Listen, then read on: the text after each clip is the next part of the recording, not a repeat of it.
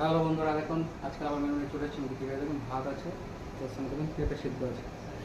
দেখুন এই যে দেশি ডিম, মানে একদম দেশি মুরগির ডিম, সরষের তেল, কাঁচা লঙ্কা, আলু দিয়ে মাখা আছে। দেখুন উচ্ছে, আলু, করলা ভাজা আছে।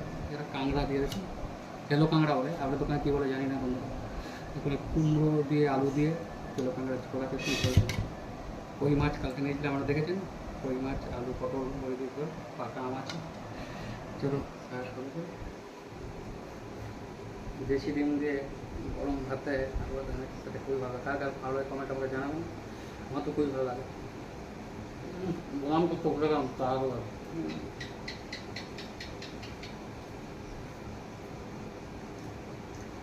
আরেকবার কমেন্ট করে খাই, নাহলে আমার খাওয়াটা পর খাই।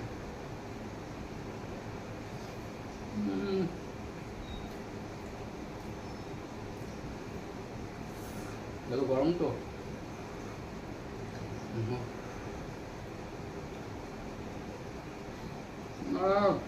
একদম ফ্রেশ ফ্রেশ ব্যাপার।